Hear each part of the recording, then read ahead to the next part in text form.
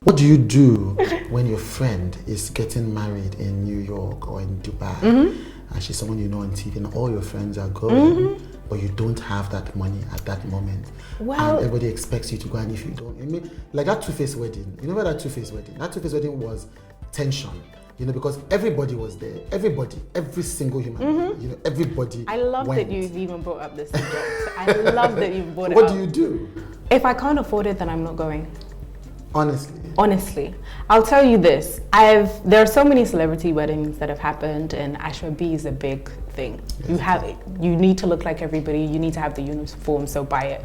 And like I said, my mom works in textiles, so why am I gonna pay 50,000 naira for three, maybe 4 yards of fabric, when I know that if I showed it to my mother, she can get it for me for maybe 10K.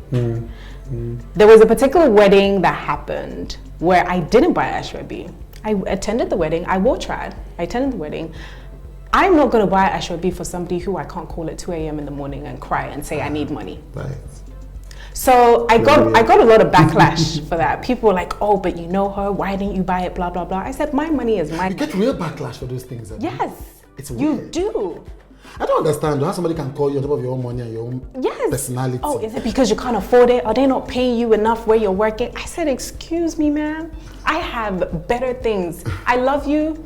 I congratulate you. Maybe I bought you a wedding present or whatever. I support you. But I do not have to commit to the Ashwa B drama just to show you that I appreciate you. So there are people that I would buy it for. You'll see me at Ebuka's wedding rocking my Ashwa B. Yes, I also going to Ashwa B. I'm going for that wedding. Yes. Not so. Okay, so right now, but then on the flip side of that same conversation about young people who want to be you, is that now via Ebony Life TV and African Magic, by coincidence, because these are the definers of the culture, so to speak. People look, and you went to school in the UK. Lamide went to school in the US, but it was summa cum laude, all that. I hate her. Ebuka went and did his masters, you know. So these are people also from relatively middle class, families, and so.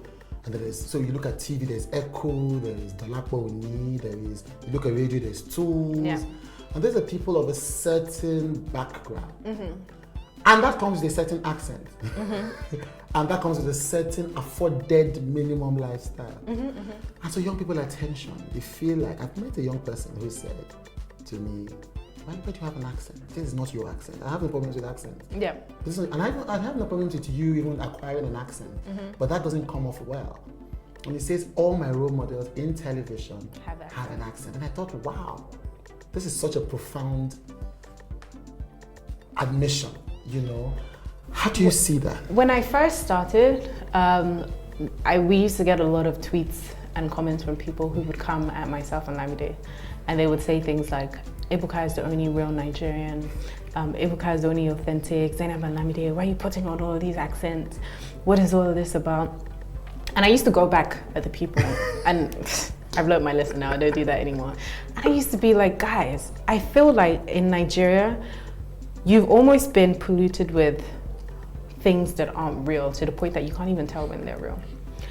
And I would have to explain myself and say, I was born and raised in London, so I have a British accent. I lived in New York for a little bit, so I have a tinge of an American accent. And people would make you feel uncomfortable for that. So my question is, do you feel inferior because you feel like you don't have an accent and an accent gets you further?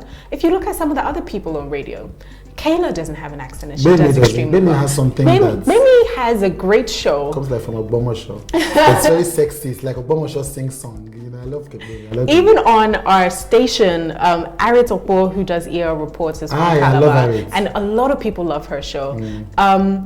So you can still be who you are. It's not necessary. Some people do like it.